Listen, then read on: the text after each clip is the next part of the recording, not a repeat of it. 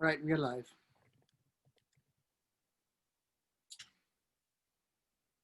Good evening and welcome to our Thursday night parent, normally teacher, but really I should clarify this. It is parent, teacher, students, community, staff chat, right? So it's really a community chat, but we just call it for shorthand. We usually have called it the parent teacher chat, but you know, it includes all of us. One of our most exciting Thursdays was having MCPS students. And if you are interested in that previous episode of the chat, you can go to the YouTube channel, Sunil for School Board, and then you'll see all the videos right there. My name is Sunil Dasgupta. I am a candidate for the Board of Education in the Montgomery County, in the county, and I'll be on the ballot in November. Some of you have already received your ballots by mail, and so you will see me at the bottom of the ballot, way behind Biden and Harris, right? So don't forget to go down all the way. Remember, in the primary, 273,000 Montgomery County residents voted, of whom 56,000 did not make a Board of Education choice. In a typical four-year term, a Board of Education member will allocate $10 billion of your money. So it's very important. Go down, please go down that ballot and make a Board of Education pick. In fact, make all the 3 picks. Today, we are going to talk about reopening of schools, which is obviously on everybody's mind. There is a lot of pressure on MCPS to reopen, but also in order for us to reopen, we have to be safe, right? Unfortunately, I think we have the discussion about reopening has been dominated by when, a deadline, rather than how do we get there? I think so today, our focus really is on how, right? What are the things we need to do in order to get to that point where when the public health officials say go, we go, right? And so I'm really looking forward to our panel. We are joined by, I'll provide some short introductions. We are joined by community and political leaders. First of all, Hans Riemer was elected to the County Council in 2010. He chairs the influential Housing and Development Committee at the County Council. He's a parent of 2 MCPS kids in grades 7 and 4, right? Hans, and thank you, Hans, for joining. Hans's being here demonstrates really the importance of the relationship between the board and the council as we work together on behalf of all our kids. Second, we have Zakiya Sankara-Jabar is the National Director of Activism at Brightbeam, the co-founder of Racial Justice Now, and I know her primarily in that role. She has also served as the National Field Director for Dignity in Schools campaign, and Zakiya is a resident of Montgomery County and also a MCPS parent. In 8th grade, and she just said that she is homeschooling her younger child. And so there'll be an opportunity to talk about that. Next, Sally Murek has worked for Montgomery County Public Schools for 29 years, 16 as a paraeducator, 13 as a coordinator of paraeducators. She served on the board of SEIULocal500, which is the union that supports service professionals and adjunct professors at Montgomery College. She's also on the executive committee of MoCoWoMen, which is a local group whose mission is to empower Maryland's diverse communities and support them in becoming active participants in our democracy. Kerrin Torres-Meriwether is staff development teacher, parent PTA president for children's school up in Clarksburg. How she does it, I don't know. She's also part of MCEA's Impact bargaining team. Jessica Urbantke is been an MCPS teacher for a decade, and she is a mom of, and she teaches first grade, I forgot to say that, and she's a mom of 3 kids, one in second grade, one in kindergarten, and the other yet to go to school. We will be joined in a little while by Eric Luedtke, who is the majority leader in the Maryland General Assembly. And Eric, when the General Assembly is not in session, teaches a course at University of Maryland in Public Policy, and he is right now teaching. And Eric will join us about 8:45 when he finishes that. I haven't forgotten Jose. Jose Contreras, I'm just holding him back because everybody else sent me their bios and he did not. So I'm going to throw this back to him and have him introduce himself. Jose. Sure, thanks, Sunil. Yeah, my name is Jose Contreras. I am a product of Montgomery County Public Schools, and I am now a parent of a Montgomery County Public Schools student. So I grew up in the area and started my professional career, and have also made sure to stay involved within our community. I think it's just important that we all pitch in. And I've served in the Montgomery County Latin American Advisory Group, and I've also am currently the chair of the Multicultural Affairs Committee for the City of Gaithersburg. Well, thank you, everybody. Thank you for being here. If you're watching, and you want to share it out, have a watch party, go for it. We need a lot of people to hear this. This is a very important conversation. So let me start off asking Hans. Hans, Chief Health Officer Dr. Gales made a presentation to the County Council recently. What did you learn?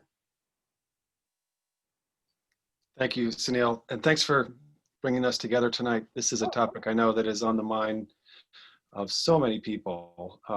As a parent, it's certainly on my mind, but as a government official, I think we all want the same thing, which is safe reopening of the schools. And it's just a question of how to get there and when is it safe and how do we make it safe.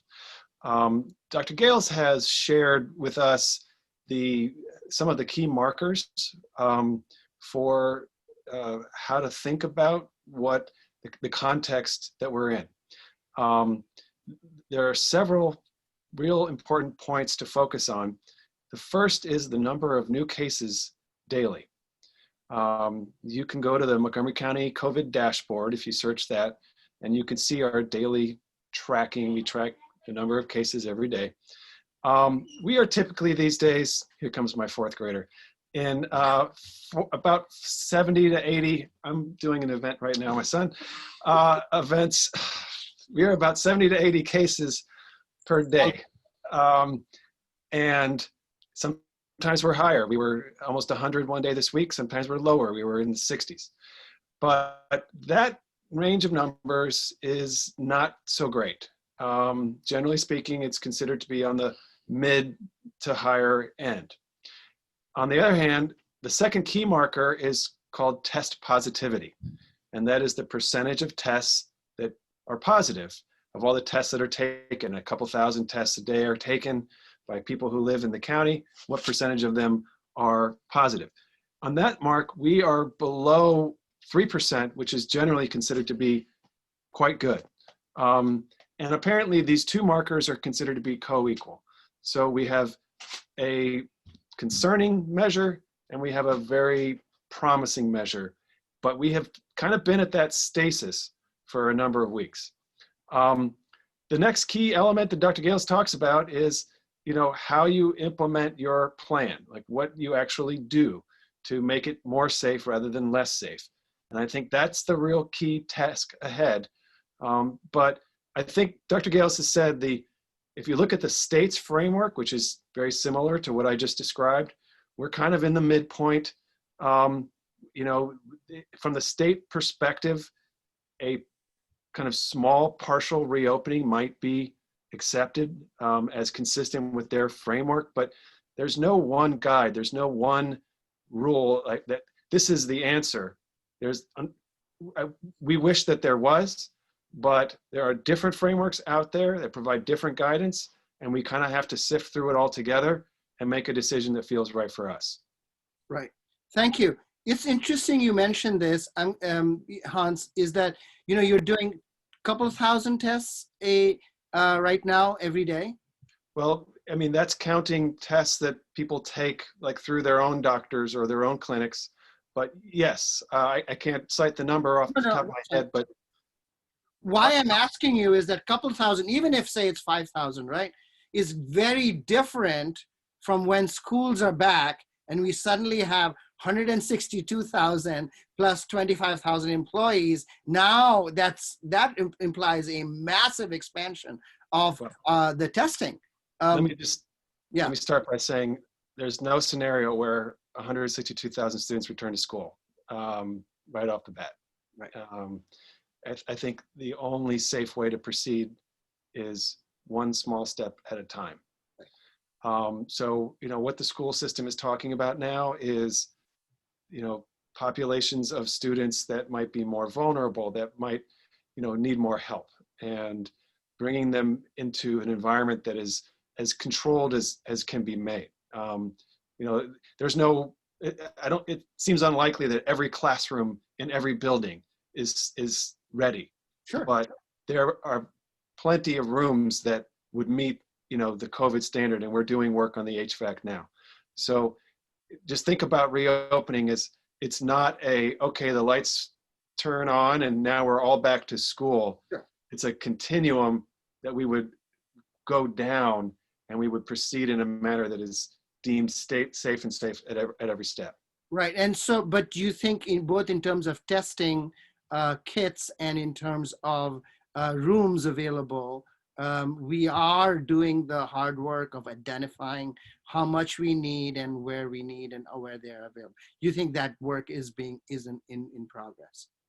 Well, I think the planning has started. Okay. And, I think an essential component now is to have all the education community stakeholders at the table working through it, and everyone on the same page about what we're doing and what the numbers show and what's actually happening. For example, we are now spending about $7 million to improve all the HVAC systems that, that the system has identified as needing improvement.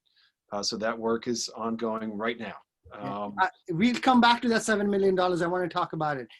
Sally, you seem to have a question right now. Go ahead. Well, now, not a question, but a fact to add on to what Hans is saying.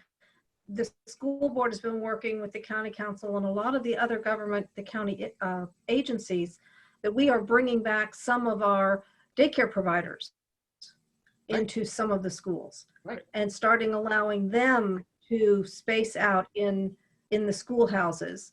So they're supporting the kids with the online instruction as well as the before and after school care. We don't want to kick them out once we start coming back. So we have to recognize that they will already be there.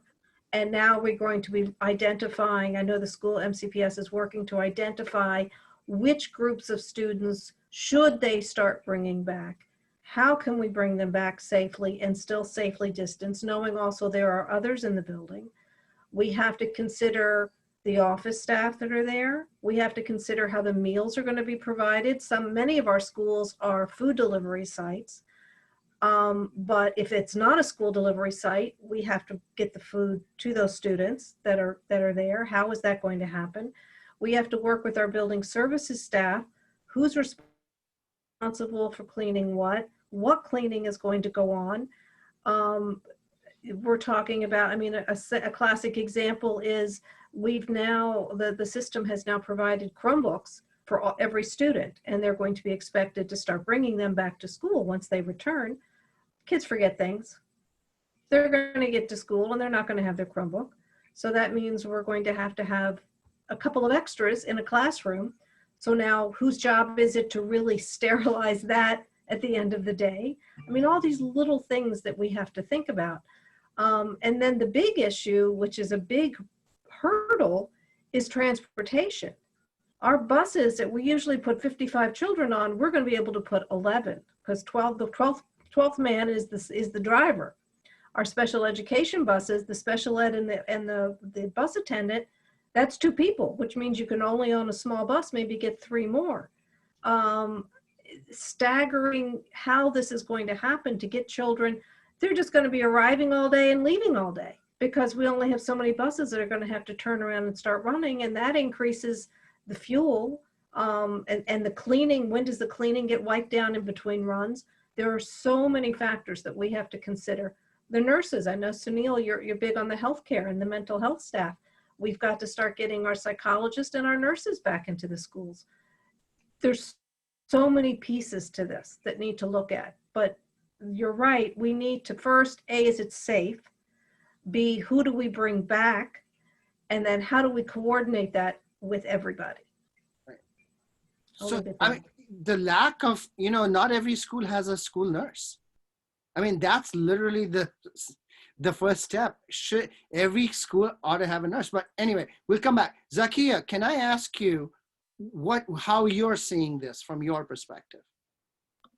Yeah, thank you for this hosting this conversation. It's so critical and important, in this moment. And, I'll just say, where I live at is pretty working class, and I'm an advocate professionally, and I work in the education justice space. And I can tell you, not just here in Montgomery County, but nationally, parents are certainly having a hard time, particularly parents who are essential workers, particularly parents who are single parents. Some children are home alone, with this virtual learning.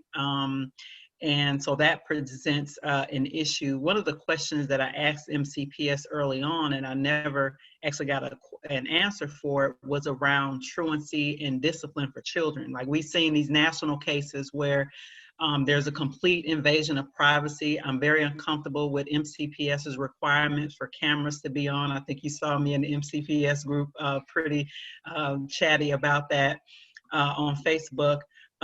There's a lot happening.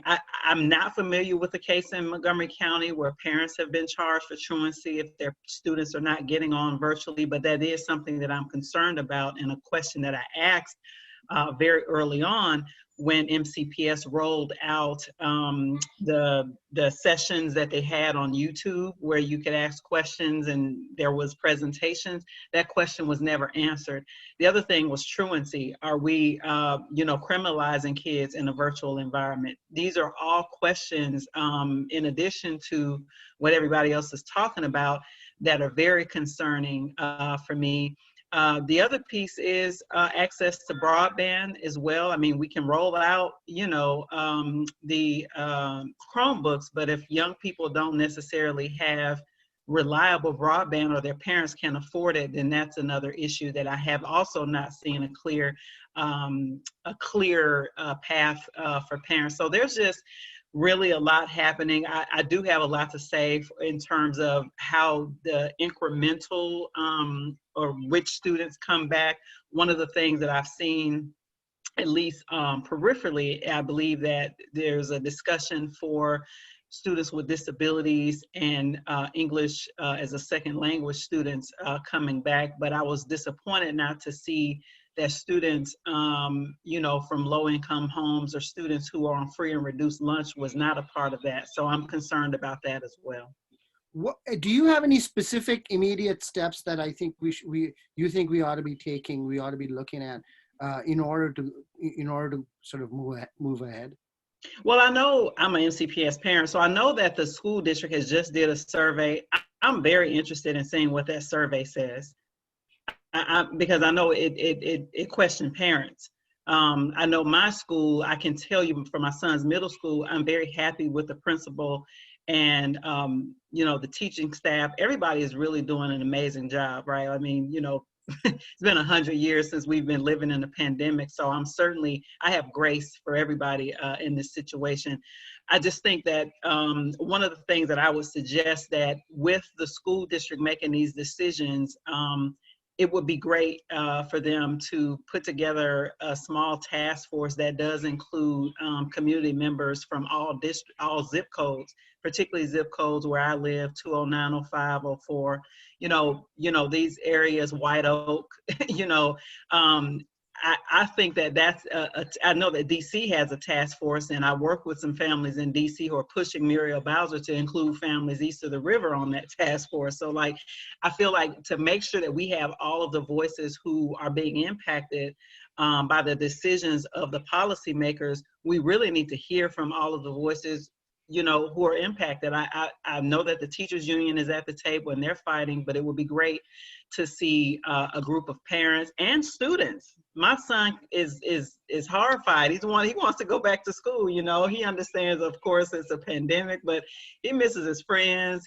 Oh my God, he keeps asking me, well, when is basketball gonna start? I'm like, we're not in school. So anyway, so that's one of the at least immediate things I would like to see the school district do, is put together some kind of task force that includes all of the stakeholders.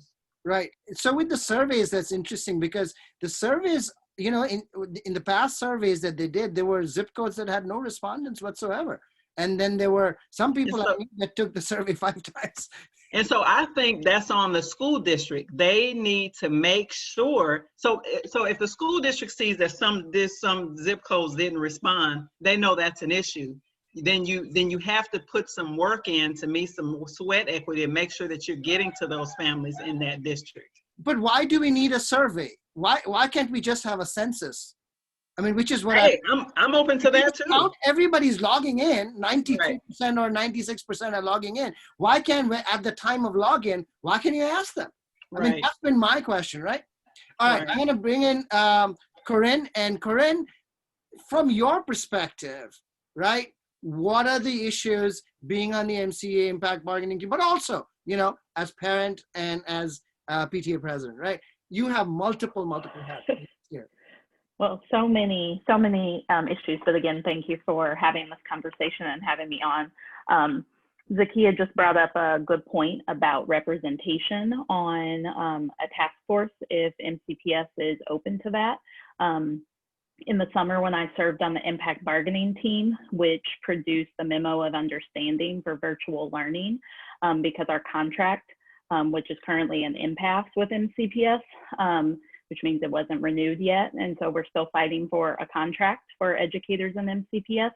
But the current contract doesn't have anything about virtual learning or teaching. And so we have to get to the table to negotiate a Memo of Understanding. So 6 of us met most of the summer and took as much voice as we could from educators around the county to get to a point where, you know, lessons learned from the spring when we went on emergency leave, and what we thought that we needed and what would be best for educators and students in Montgomery County for the fall virtual semester. You know, with the representation tomorrow, we're actually coming back to the caucus table in preparation of getting back to the table with MCPS, and we've expanded our group to increase the voices of educators. So people or offices that weren't represented in our union will now be represented. So we've taken that feedback from our peers and have added that, and we will start caucusing tomorrow. So, you know, as a, you know, teacher, a high school teacher, I teach at Watkins Mill. I'm the staff development teacher. So not only do I teach students, but I support our staff.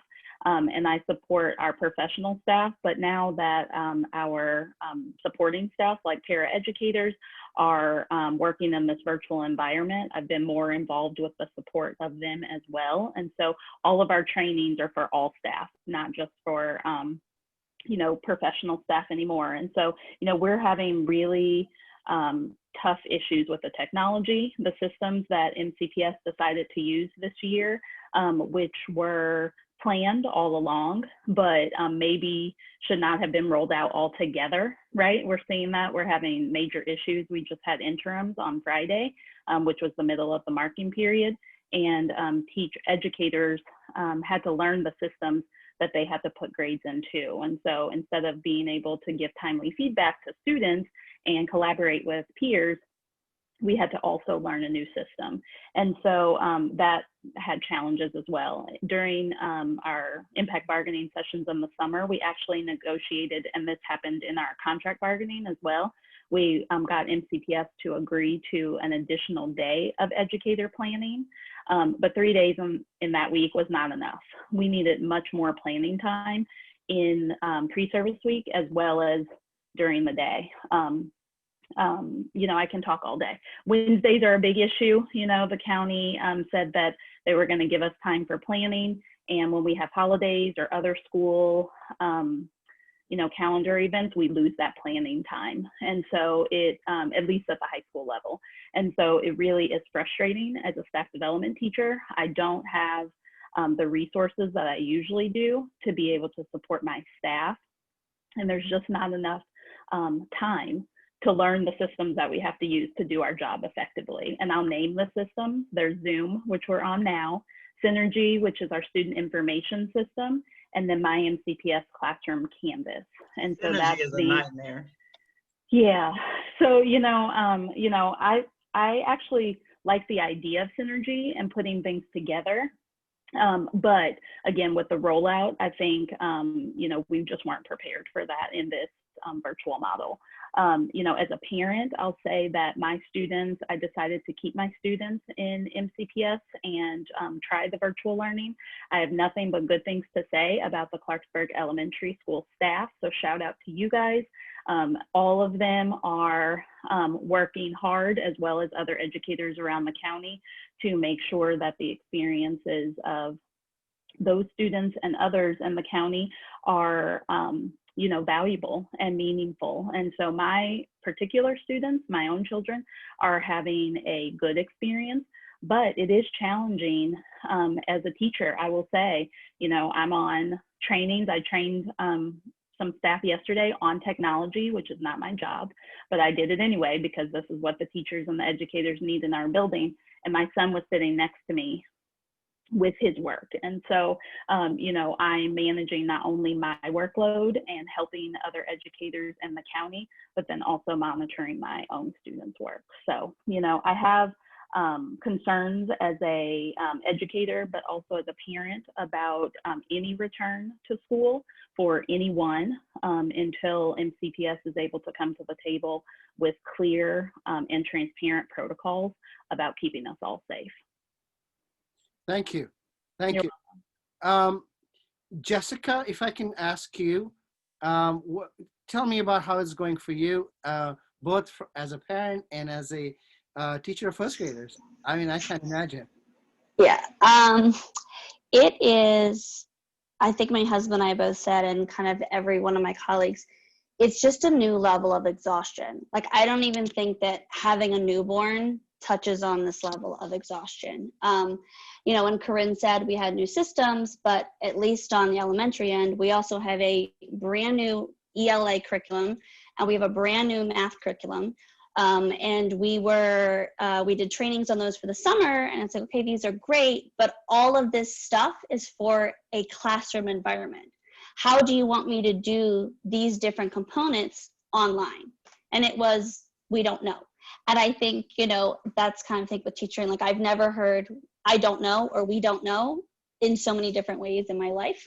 The spring, I was really proud of us as a county. Honestly, I felt like we really prioritized. I mean, our first thing was meals for our kids and meals for our families. It was, we're postponing grades. We understand this is a pandemic. People are stressed out. I had one of my students last year, and mom's like, I'm sorry, we're late. I lost my job. I'm trying to go to an interview. Like, I really felt like I saw the heart of MCPS, which is what I've been so proud of as a teacher for so long, with this county. And then we rolled out this fall, and I just went, where did that go? We're still in a pandemic. I mean, this hasn't stopped. And in some ways, I feel like it's more dangerous now because people are tired. They're tired of being at home. You know, families, it's, you know, majority of families in this country, in this county, are just a few paychecks away from being in actual financial crisis. And so, whereas maybe you were going, okay, I can handle a month, or we can handle 6 weeks, you know, and then there was a stimulus check that went out.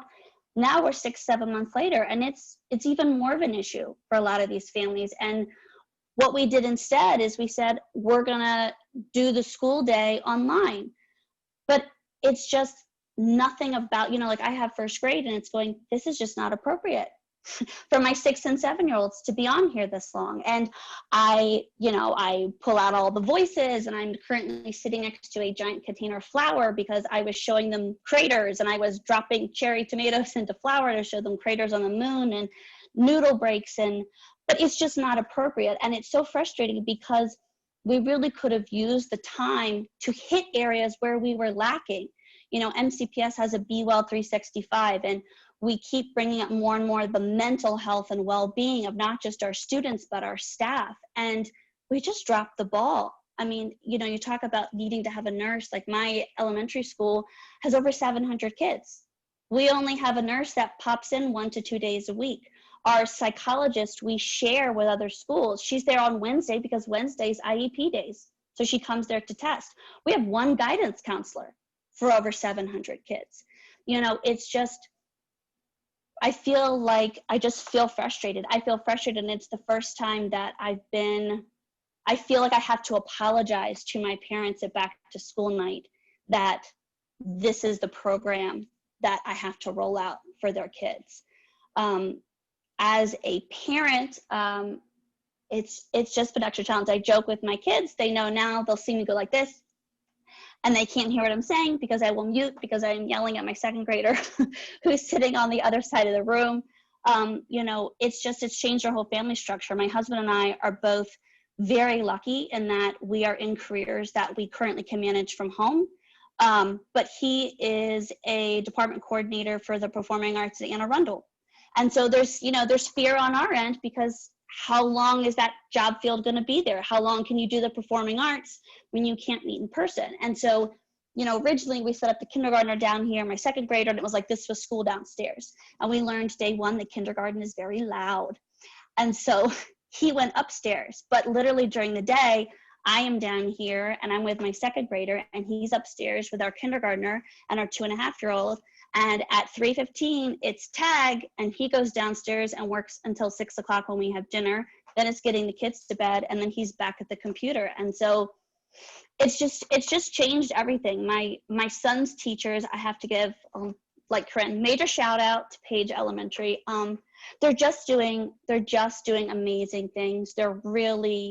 I have not seen a teacher yet that I could say, I feel like it's not putting their all in. And where the frustration pieces are coming in are county components.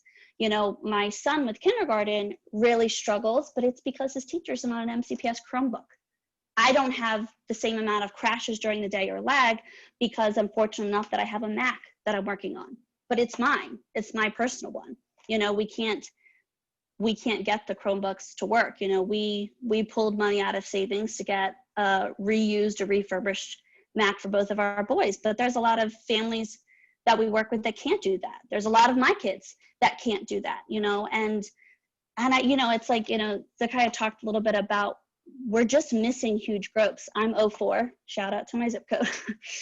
and we're just not hearing from, and then I had a parent in one of my parent groups talk about that the Chromebook that they got broke. And whereas in the spring, MCPS said, here, come get these Chromebooks. We've got them. We want the kids to use. Now it's, but if you break it, you've bought it.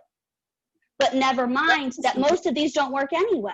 That's amazing. I heard that they were going to charge families for Chromebooks that break, even like they stop working. So that just means, I don't think that was the intention of that. I'm not sure. That they need to stop that. That's ridiculous. Well, and it's free and public, it's a free and public education. So you can't restrict, we were talking about the MiFis, and I know Sally talked about, they do have the little hotspots, but I know that for a lot of them, it hasn't been enough. And even staff, like we have a staff member on my team who her internet is awful. And she's still had a request sitting for a MiFi for her as a staff member that she still hasn't been able to get. And so it's a lot of these shortcomings, and it's really sitting here going, we could make this so good for our kids. We really could. It just requires a lot of planning and planning and planning. I think I keep mentioning this, and really what we did with the fall planning, I don't want to repeat that with the reopening. That's my big issue.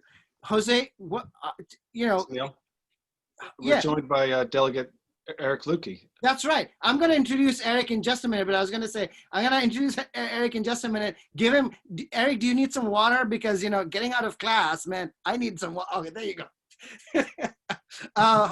Let Jose talk and then I'll bring you in, okay? All right, Jose, go for it. Sure. So a little background. I've kind of lived this pandemic and virtual communication from two different perspectives. Literally a few days before MCPS closed down and went to virtual learning, my job did exactly the same thing. And I have been managing a team of software engineers since March till now, trying to get work done online. And obviously where I work with software engineering, we spared no expense with technology. We've been able to be productive.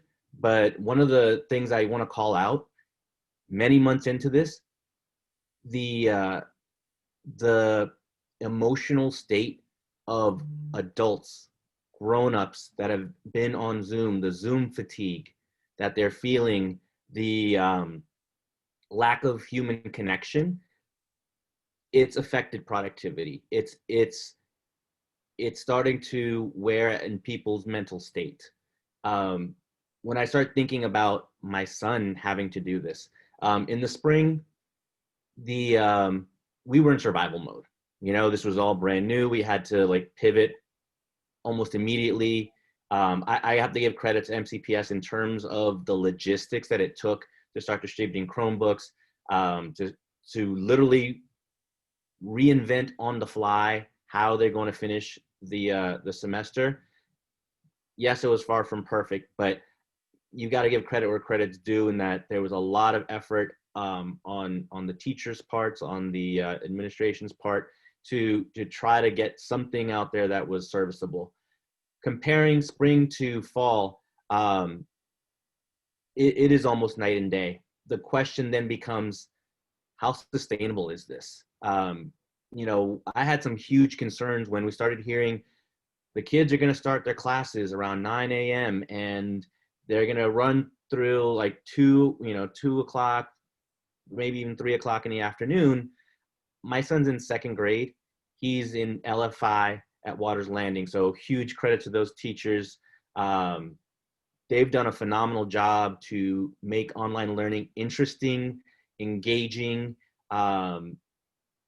They've pulled miracles trying to implement the accommodations in our kids' IEPs, to try to give some sense of normalcy and stability.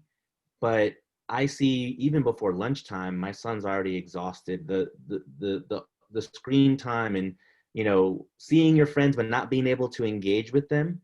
I see my son, you know, clicking through the different tabs because the Chromebooks are touchbook, and he discovered that. So now instead of class, and I'll show you, he's literally going like this, and the teachers just see the hands, you know, flipping through the different tiles to see all of his friends.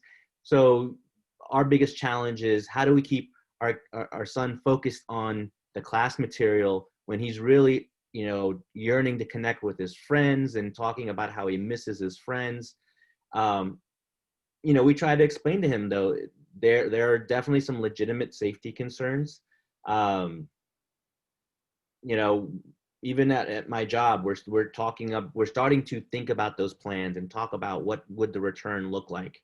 I know in my industry, you know, this is going to forever change the way we live. There is no going back to what we used to have. You know, there's lots of conversations around, are we ever going to go back to the office? Are we going to just have remote and then being in the office as the exception rather than the rule? Obviously, I think for school, we have to have a discussion around, how do we reinvent our educational system? How do we incorporate this technology and incorporate in classroom? Because I've got to say, there are some really amazing things that I've seen teachers do, and through their creativity, that honestly, the technology itself has been an advantage. So how do we incorporate that into the classroom when we do return to the classroom? How do we become better prepared for these types of things in the future? Those are all the questions that come into my mind as we're starting to talk about getting our kids back into the classroom, because as much as, safety is a concern, it's starting to wear on our children. And I do worry about some of our most, vulnerable children.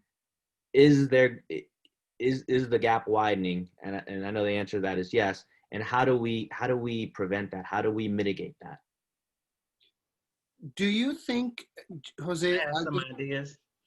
Yeah, I'll just a minute, Zakiya. Actually, you know what? Let's have Eric come in, and then we'll go back to Zakiya. Eric, come on in, and thank you for joining us. I really appreciate it.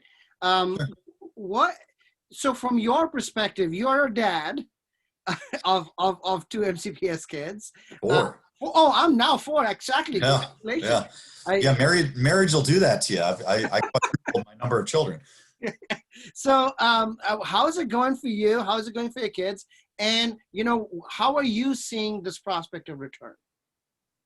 I mean, as a parent, it's hard. And I spent 11 years in the classroom as a middle school teacher. I'm a trained educator, and I still teach at the university level, and it's really hard. And the biggest thing is just, my kids, I mean, to what Jose was saying, my kids miss their friends and they miss that interaction. And it's really, really hard for them to stay focused all day long on a computer. It just is. And, one of my 4 has ADHD. It's hard for him to stay focused under most circumstances, but we discovered last week, our 8-year-old admitted to me that he had been, not getting assignments done because he was switching over to play video games on Prodigy, which is like a math games website. He loves math. He was bored in English, so he would do math instead. And in talking to the other kids, we realized that all the kids were doing that to some extent or another. So it's tough, right? It's hard on parents. It's hard on kids. It's hard on teachers. And, one of the things I've been thinking about, because I'm a professor at the University of Maryland, is how much resources make a difference, right? We're mostly remote at the university. We have some hybrid classes, and there will be some hybrid classes in the spring. But the university, for all the fact that its budget has suffered during COVID, is much more well-resourced than most school systems and most individual schools. So, you think about it as we're starting to think about return to school, just the sheer cost that's going to put on the school systems that nobody's really figured out how to pay for yet, right? University of Maryland is putting up physical barriers. They have regular testing every week for anyone who wants it. That's, in a school system the size of MCPS, millions upon millions upon millions of dollars. That's right. So, Eric, I'm sure you've been thinking about this. So, I know that you're thinking about this. Where does the money come from? Is it the county? Is it the state? Or are we just waiting for federal funds? What is your realistic estimate here? I don't think there's an answer to that yet, right? I mean, I think, first of all, I think the State Department of Education has been an abject failure through this entire experience. And I am incredibly frustrated with it, right? When COVID first hit and school systems were scrambling to try to figure out what to do in the spring, the State Department of Education offered basically no guidance at all. Throughout the summer, as school systems were trying to figure out what the fall looked like, MSD gave no guidance. And then the week before schools start, the governor holds a press conference to yell at schools for not reopening. It was ridiculous. It was a farce, right? And so, aside from the advice, MSDs should have long ago figured out how to get money to school systems to start planning and adapting for these kinds of things. And instead, they've created a pot of money for the purely political purpose of pushing school systems to reopen, incentivizing reopening. But that's not even money. I mean, that's really insignificant amount of money, right? It's a minor I was going to say it's not even that much money. Right. Yeah, I mean, right. So on the scale that we are thinking about, how would MSD have that money? It'd have to be appropriated, right? Yeah, look, the governor has tremendous power over the CARES Act funding that we got. It turns out that the state's fiscal situation is not as bad as we thought at first, and we have a fund balance. There's money to do these types of things. It's just, it's not been a priority for the administration or MSDE. You know, ultimately, the question is, how long is this going to go on, right? How long will coronavirus last? How long will schools have to be thinking about things like testing and these increased costs? And, you know, there's a lot of X factors, a lot of variables, right? Once the legislature's in session, we can push more money in the right direction. If, you know, frankly, I mean, bluntly, I know this is off topic for this conversation, but if Joe Biden gets elected, there's a decent chance of a state and local funds coming through a federal stimulus package. Lacking that, it's going to be a struggle. Right. Thanks, Zakiya. Hans, you want to say? Let Zakiya go, and then we'll get to you. Go ahead, Zakiya. Oh, no. Hans can go. Well, I wanted to just, you know, I think Eric's making a lot of important points about the state and its really weak, you know, not even leading from behind kind of strategy here. I also want to say reopening schools is not, as I am aware at this point, a money issue. You know, if we need to spend $5 million on testing, we'll spend it. You know, whatever we have to do to reopen the schools, we're going to do. And I think it's important for the education community to hear that from the county, because I think there's been some confusion about that. I know, like in the late summer, you know, there are questions raised about, will there be enough PPE? You know, will teachers get enough masks? Will students be provided enough masks? However many masks we have to buy, we'll buy them. Like, that's not an issue. We will buy as many masks as we have to buy. We'll do whatever we have to do so that our children are safe, their families are safe, teachers are safe, their families are safe. Now, do we need help from the state and federal government? Yes, but money is not, you know, however we make it happen, we're going to have to make it happen, right? The question is, when is it safe? And how do we make it more safe? And like that question is still undetermined. You know, I think we have a lot of work to do there. So I just wanted to add into that. Right. No, thank you, Hans. No, that really is a very important message. I think somehow we have this feeling that we are in this huge budget belt tightening period going forward, and the school will have to give up money. Already, you know, Dr. Smith was talking about giving up, you know, close to $100 million, I believe, at some point, right? That's a huge amount of money, but I'm really happy to hear the reassurance that we are going to get it. But the masks are not, to my mind, the most difficult choice, right? The more difficult choice is having enough teachers, having enough staff, having enough, buses and bus drivers, and to start with, having a nurse in every school. We don't even have a nurse in every school. Who's going to do all the preventive work? We want to do all these temp checks and testing, and who's going to coordinate this? I mean, are we going to put this on the principal's plate or the assistant principal, or are we going to pull some teacher out and do this? No, we can't have principals giving tests. Right, exactly. All right, okay. So I'll be quiet. I know that usually comes to my members. This is where, and I was talking about before, like when the buses are running on staggered schedule, and the kids are coming all day, and just by the time they all get there, it's time for the others to start going home. So there's my folks standing out, my classroom folks, my paras, my secretaries. They're going to be at a bus circle all day long. Is that where we want them? Is that their job? Where's Health and Human Services? If it's going to have to be a testing before they enter the building. It's supposed to be a partnership. It shouldn't all fall on just the MCPS people. I had another question too about, just to get back to the funding a little bit. I would like to see that MCPS received the correct portion of CARES funding that we should have received, because I don't think we did. Yeah, how much was it? I don't think that's partly why I made the comment that I just made.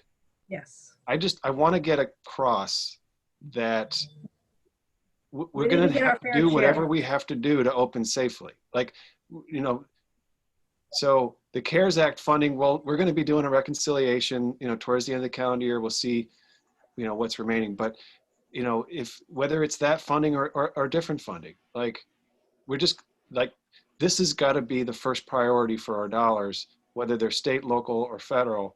Like, we have to be able to reopen safely. And that's just the bottom line. We have to be able to do it.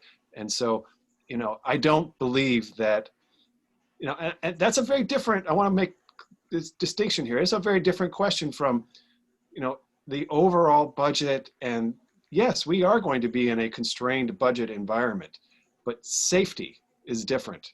All right. Safety and a safe reopening is not a money issue. We just have to. I would like to see then, thank you, Hans. I'm sorry to interrupt. That's fine. If that is true, then all that safety should not have to come out of the MCPS operating budget. That Yeah, should be right. above and beyond, so it doesn't touch the agree. operating budget. Just I as long agree. as we know you're our partner at the table. Yeah, I I would agree. like to I'll be candid. I've been waiting for, you know, I was expecting that more of the CARES Act funding that we received would have been devoted to the school. I think that the fact that the schools are not open has limited the expenditure need, I'm guessing. I don't know why. I honestly don't know why. But, you know, I'm not sure, again, like to what extent these are budget issues. Like, we're going to have to run all the buses. We're not going to buy another 100 buses. You know, I think the question is, how many students will be, you know, are we going to be doing 2,000 students, you know, another 2,000 students, that kind of thing. I'd be interested in knowing, at least, you know, from folks on this call, like from the educators, paras, you know, what is the demand at this point in terms for staff for going back? What are the needs? What are we what boxes do we need to check off before there's an agreement to allow some students to come back?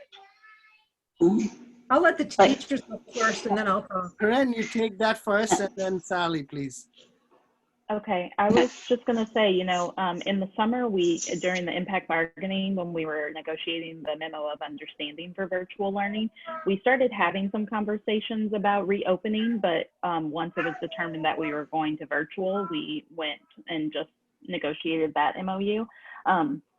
I am pleased to hear Hans say that safety is not going to be a money issue in the county, because we know that MCPS as the employer can state, you know, you know, what their wishes are, right, for us to return, whether it's a small group, certain staff members, etc. What our job is going to be for the impact bargaining team is negotiating the impacts of those decisions, right? And so we want to be safe. And so, you know, if money is not an issue, or it won't be an issue at the county level, then that is something that I think we can work with right, for safety, right? You know, but and so in this time, I appreciate that. In the past, right? You know, we've asked for more, like Sunil just asked, who's going to do this work, right? Where are the educators? We're losing educators every year.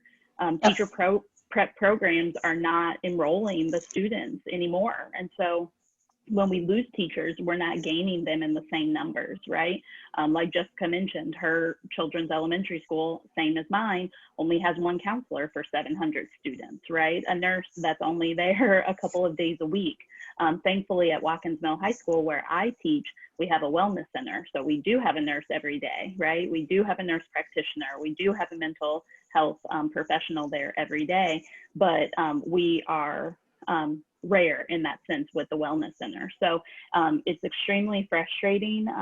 You know, when we talk about the budgets, we understand that COVID affected many budgets, right? And people are out of work, like Jessica said earlier.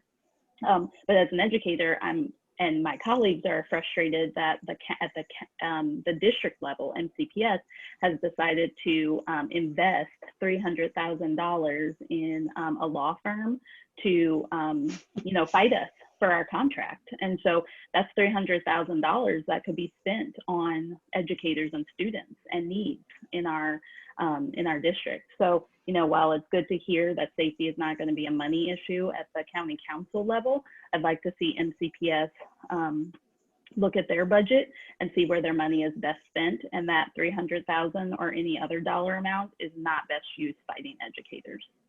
Yeah, and I I would agree with that. And I also don't think the district should be spending the millions that they are on SROs if they could shift that money to, counselors and nurses and all this other staff, cleaning staff. It makes absolutely no sense to me, especially in a virtual environment. And especially when schools do return, it's likely not all of the kids are going to be coming back. So who are we criminalizing? It's ridiculous. Right. Yeah. And just to jump on, like Kerrin said, I mean, we're already at over 300 teacher positions that are unfilled right now in the county, and we have over 14,000 teachers in the union. And we have a lot of those teachers that they themselves have health issues. And I will echo Kerrin that it's really nice to hear that safety is not a concern in terms of money, because I think that for a lot of us in the classroom, we're kind of going, yeah, right. Like I have never had containers filled in my classroom. And not because my building service is lacking. My building service and my building are amazing, amazing individuals, and they work their tail off. But our building was built in 1934.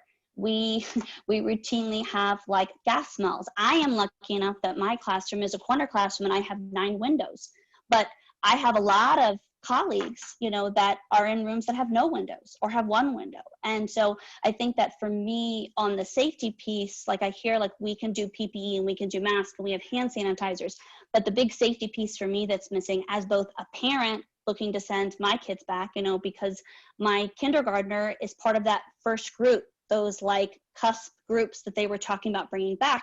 And like Eric, he is my kid that has ADHD. So good luck getting, my snuggle bug who's a bundle of energy to keep this mask on all day, or to not want to give his teacher a hug. And when I think about that, my big thing in terms of safety is the HVAC systems. The HVAC systems in so many of our buildings are lacking and they're outdated. I mean, I have for my classroom the air conditioner guy's cell phone number, because even though our system was replaced 2 years ago, it still routinely is hot when it's not supposed to be hot, or cold when it's not supposed to be cold. So can I comment there on that? Because that's an issue. I did play some phone calls to try to understand this issue a little bit better. I think the key to remember here is that not all the students are going back, maybe at all this year, or certainly not at once, at one time. And so the school system, it may be the case that not every single classroom can be safe in a COVID environment. It may also be the case that we never use all the classrooms because they figure out how to distinguish between the rooms that have better ventilation and those that don't. And then they use the rooms that have better ventilation. So, I think that's the kind of planning we need to really get to the bottom of, is how do you make it safe? Because there are very legitimate, concerns and questions. And if we think about it, it didn't occur to me, because I had the exact question that you just raised. Like we all hear that all the time. Like, and my son last year, he was in an interior classroom, at Piney Branch Elementary. There was no windows. I don't think they could use an interior classroom, in this environment. But if you remember that they're not going to need all the classrooms because they're just not going to bring all the students back, for a while. And then I think the question is, does the vaccine, come in time? Do vaccines, I should say, they're multiple. Do they come in time? Do rapid tests come in time? Are there other mitigating factors that help drive the viral transmission level down low enough that those two timelines end up working together? I think that's kind of the big question. So, and I like that you talk about that. Sorry, I just want to, like, not all the classrooms. And I think that's a really important point. And I think, my concern, like, I also have my master's in special ed. And so we've been talking a lot about having our most vulnerable kids come back. But I think that the piece that is particularly as both teachers of those kids and parents of those children, those are most often our most medically fragile children. And so, if if we're bringing back these groups, like if we're bringing back our ESY kids, if we're bringing back our kids that are really struggling, you know, and I think that this becomes something that I would like to see us, you know, Jose, you talked about being in the community. I would like to see the community go, okay, like I can sit back as a parent and go, yes, my children would way more benefit from having in-person learning. And yes, one of my children has an IEP and they have speech and they have OT, but these are not life-defining skills that they are working on. And as a parent, I can sit back and go, okay, we will handle this chaos at home.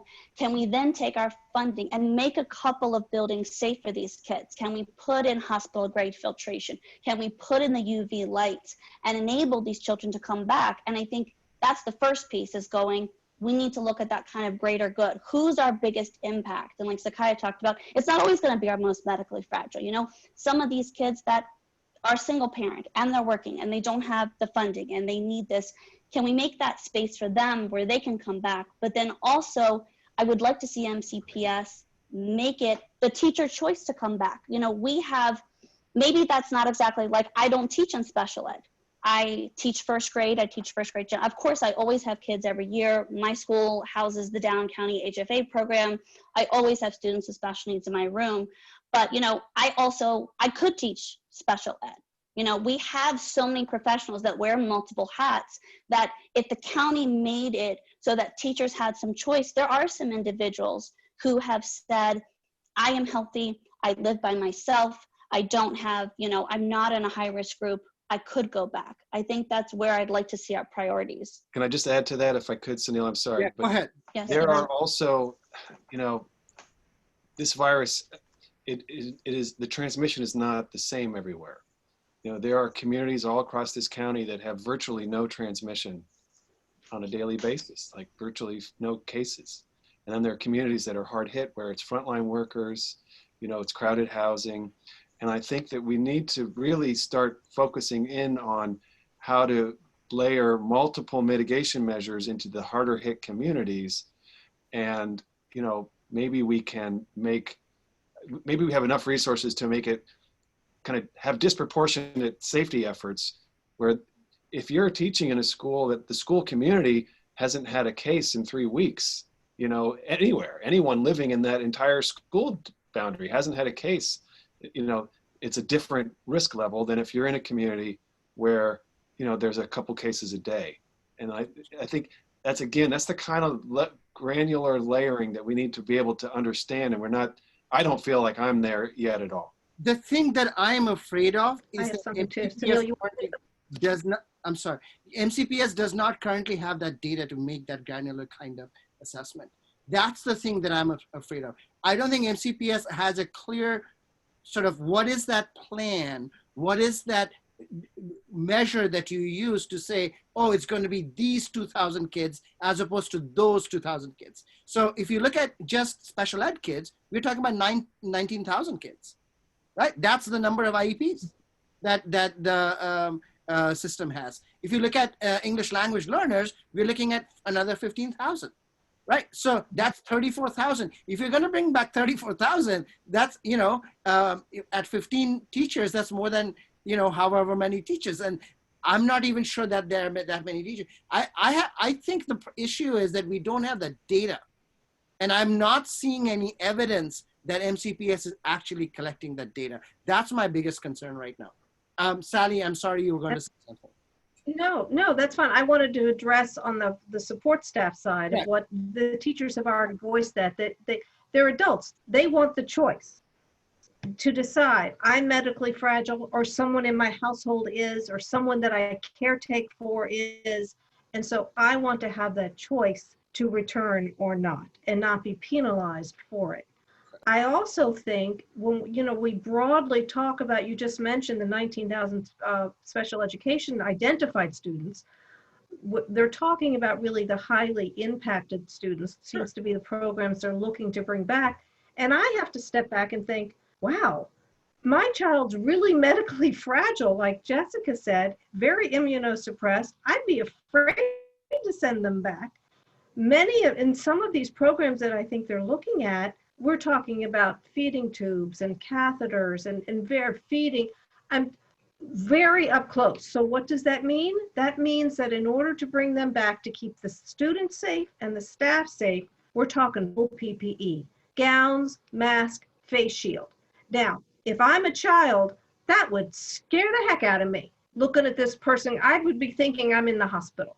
That's what I would think. You know, depending on their functioning, their intellectual functioning. That's frightening in itself, but yet we have to keep the adults safe.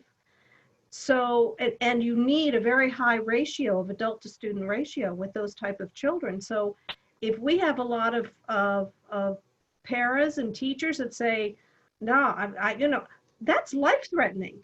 To think that you might be the one that infects that child and not even knowing it. I mean, there's so many fears that come with that.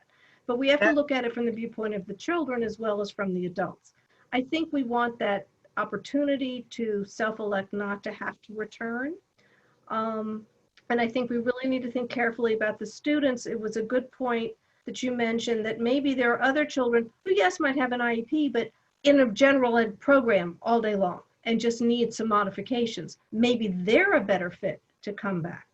I don't know, but I think we need to broaden our thinking and not just look at, oh, it's going to be those kids.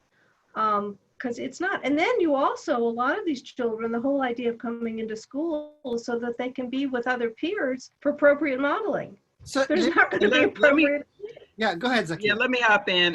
And I love the idea of broadening our thinking. And I know that, you know, at least at our organization and some of the other national nonprofits who work with parents and students and organize parents and students, one of the things, you know, that I think that has to be considered, especially since we had this whole conversation on money, you know, from the federal, state, and the local level, we need a lot more creativity. And if we're going to have educators, and like you said, Sunil, we may not even have enough teachers to, if they elect not to come back, then we can't come back, right? So what if all the teachers say, no, I don't want to come back, if there's a choice given, right? So there also has to be choices for parents and students as well. And so my thing is, we need to then broaden what this CARES Act money needs to support. So for example, right, I pay taxes to the school district, but my daughter, we pulled her out because the virtual learning doesn't work. We are incurring a considerable cost because we've hired a teacher who comes to our home 3 days a week to work directly with her, because my husband and I have to work. You know, we have to work, right? And so for parents, and now I'm a parent who's financially able to do that. There are tons of families in this community who is not financially able to do that. I also don't think it's okay, because we are in a pandemic, to say, well, some kids are just not going to get an education, because we know about all the pods that are happening too in other parts of the county. So for parents, it becomes an equity issue. Equity has to be at the center. So if we need to get really creative and start providing education stipends similar to like an HSA account, then we need to do that. And there needs to be advocacy for that. It doesn't necessarily have to come from MCPS. It could come from the state, it could come from the federal government. These are the kind of conversations we need to have. The other thing, and I have to say this, a lot of people are not trusting any kind of vaccine that's coming out from this administration for 4 months. That's ridiculous. Okay, let's not talk about that, actually. Let's not talk about that. Thank you. Yeah. All right. Yeah. So we're not going to do a vaccine. I would like to go back to what. That's ridiculous. Thanks. I would like to go back to what you just said about tutoring. Yeah. You said, I think that's a big solution. Yeah. I think that we need, intensive tutoring, and I know MCPS is starting this. But I know Delegate Luedtke, I'm sure, is watching this closely. One of the decisions I actually did like that Governor Hogan made was to send a fair amount of money down for tutoring. But I think that is something we're going to need for a couple of years.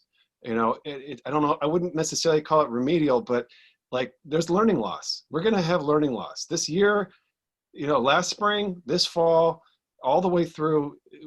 We're going to have to throw everything we can at kids to catch up, and figuring out an intensive tutoring model that can, really provide supplemental help to kids, I think would be really, really helpful.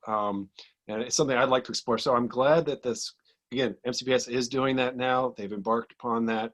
I haven't yet, I don't know as much about it as I hope to in the coming months, but it's something I'm really keen on as a longer term solution. And not just it needs to be tutoring, appropriate, though. Yeah. But extra support during the summer, next summer, and the summer after that. Extra support, yes. The George P. Thomas Learning Academy and Saturday School, right? Anything we can do to help kids that haven't gotten everything they needed in the current, crisis we're in.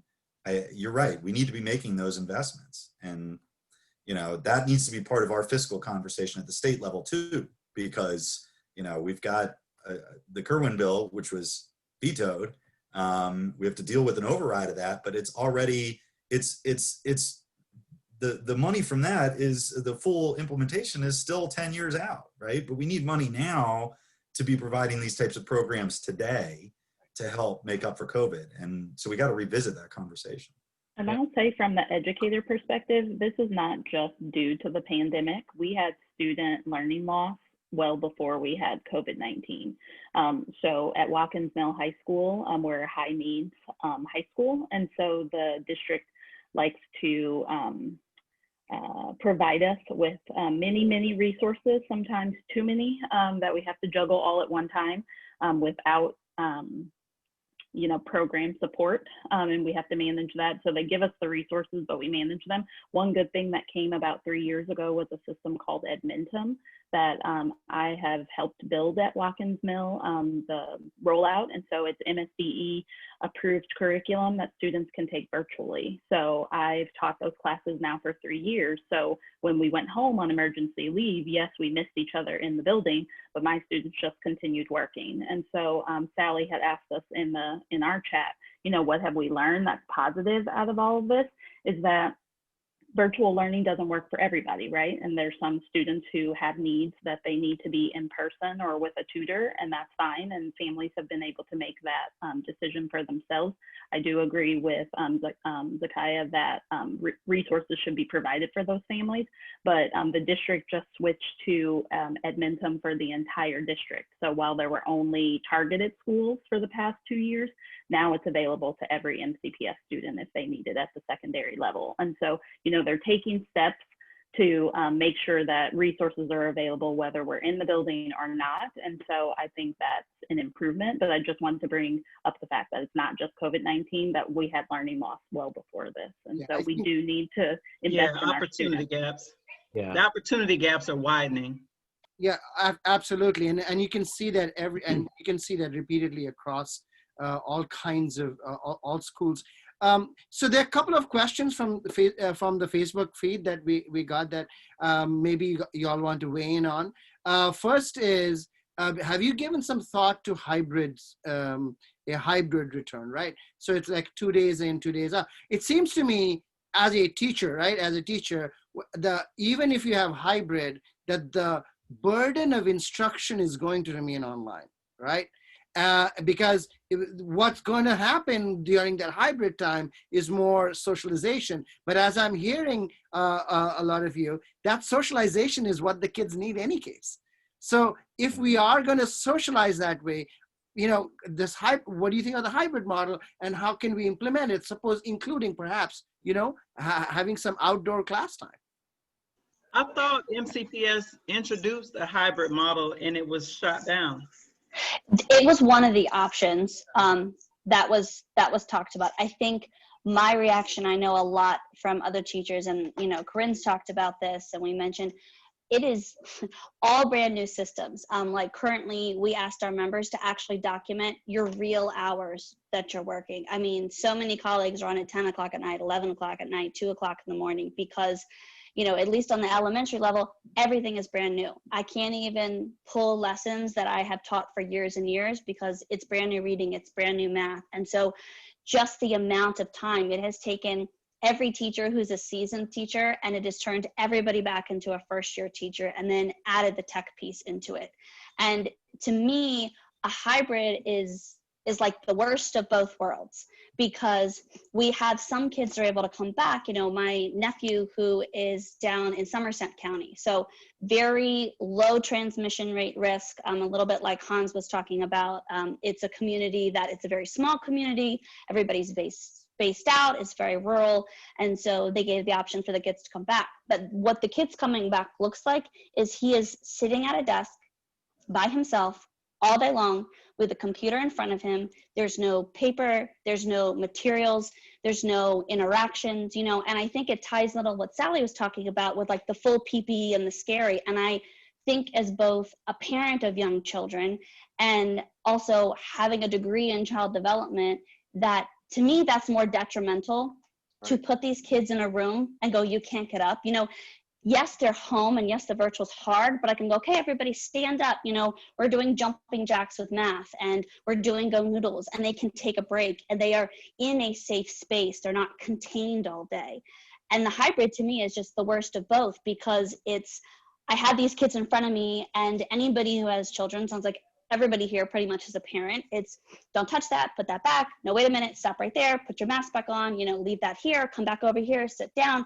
It's going to be trying to do that in the classroom while also attending to all of my kids online, you know, and they're online, they're safe in their little square, but I'm still like, hey, get off the bed, come back over here. It's time for math. Like, all right, you know, come back here and pay attention. And I don't see that as really being a viable option that services anybody, because you increase risk without any real reward.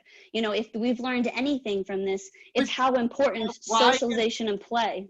Well, yeah, why is that not a reward in itself, the socialization? Do you think But there wouldn't be any real socialization. I mean, there really would. Like you know, one of my degrees is in child development. So Little League birth, like that's where you can tell them different than maybe say a straight elementary teacher. Right. Play. You know, Mr. Rogers said it best, play is the work of childhood. And they're not going to be able to play on the playground, and they're not going to be able to play in centers, and they're not going to be able to, you know, read books together. Like my classroom in the school building is responsive design. We have yoga ball seats, and I have raised tables to standing height and dropped other ones to the floor, and I have big pillows and they can stretch out. And all of that's off the table. If everybody's safe? Why wouldn't they be if the building has been cleaned? Like the children we know are not COVID positive. It's almost, it's like me, like my family, like nobody's in the house COVID positive. I'm not walking around not touching my husband or my kids or anything. You know what I mean? It's like, if we know that the children are not positive, or the educators, and we've done all the cleaning and there is PPE, I don't understand why they wouldn't be able to socialize. I don't think you cannot expect a child to socialize. That's ridiculous. We need rapid tests for that, right? Yes. Every morning, then they would have to be tested, and everybody, there would have to be 162,000 tests every morning, and that will give you results in time for them to go to school. Or maybe you don't need 162,000 because, again, you know, it's not the status of that community, and you riskier. I mean, we're not going to get 162,000 tests a day anytime soon, right? Right. But you know, rapid tests. And in case it's not clear what we're talking about, there are tests that are coming. They're here now, but they're coming. You know, they're not yet here. 15-minute turnaround. Correct. Michael Mina talked about it. You know, at Harvard talks about it. Yes. Right. Yeah. It's coming. We just don't know exactly when. But you know, that's the question I've been asking. Like, can't the county procure a couple 100,000 of those? Now, again, that would last, you know, a smaller school population, and then a more targeted use of that. I mean, but I think the key, I wanted to go back to the question about hybrid reopening.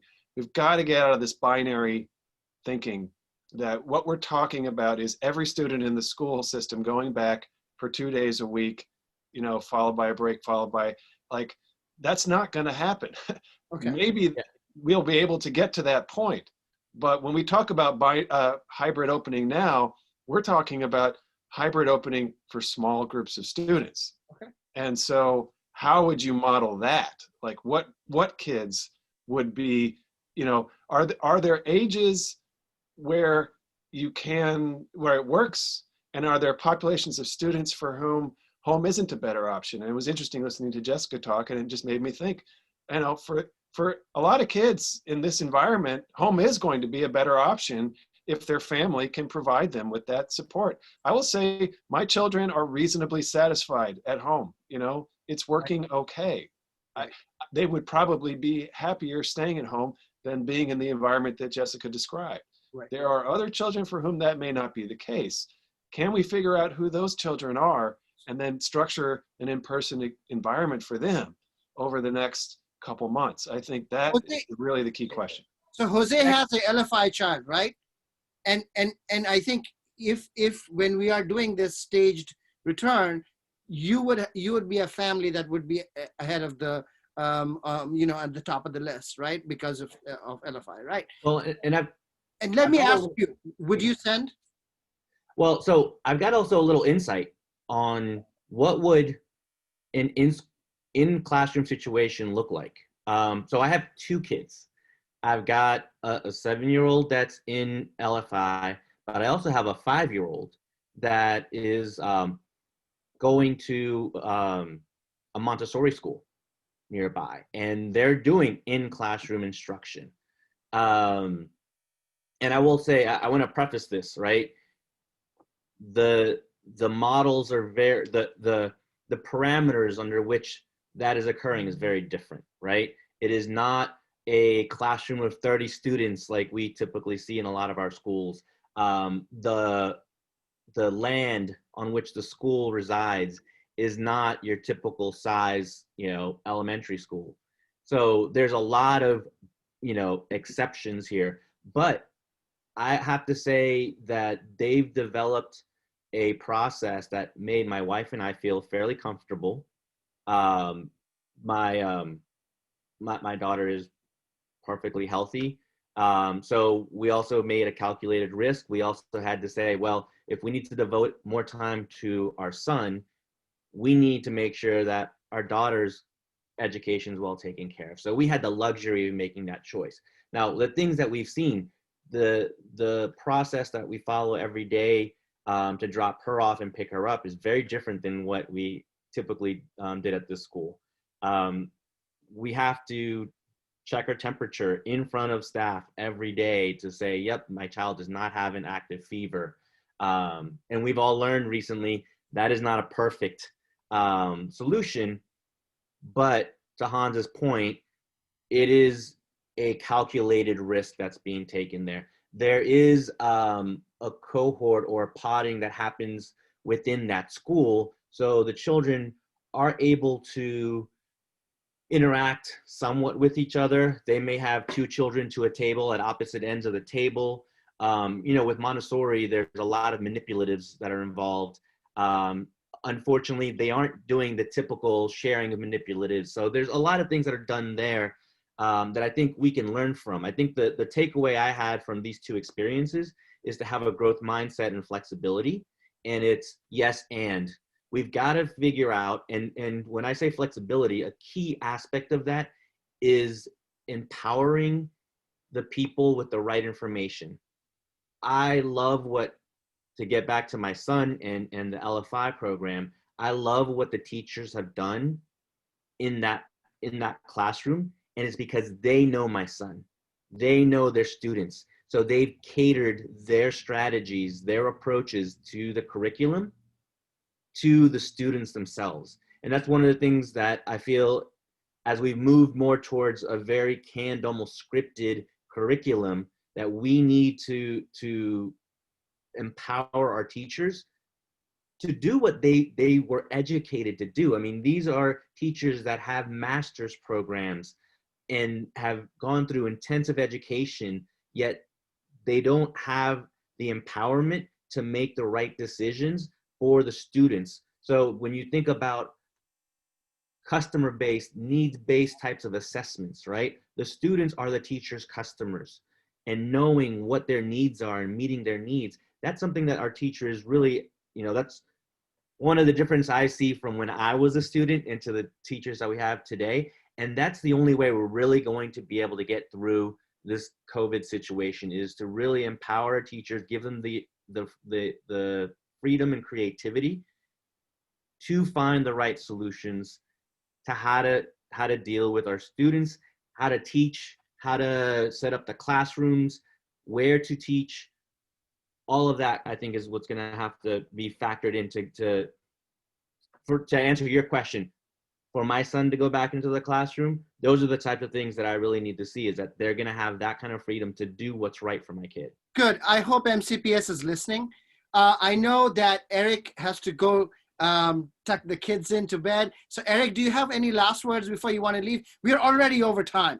And I'll tell you this, I intend to continue doing these Thursday night chats well into the future.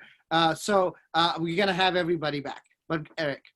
Just that I appreciate you convening this discussion, Sunil. This is exactly the kind of conversation we need to be having, where, you know, all the stakeholders, everybody is at the table, the parents, the teachers, the support service workers, the principals, everybody having these conversations. It's not something that you know, any one person should be figuring out on their own. So right. Thank you. You can be. Thank you. Go ahead, say goodnight to the kids. If anybody else has to leave, they can go. But I'm going to say thank you all for coming, for spending your evening with me talking about schools. I love doing it, as you can see.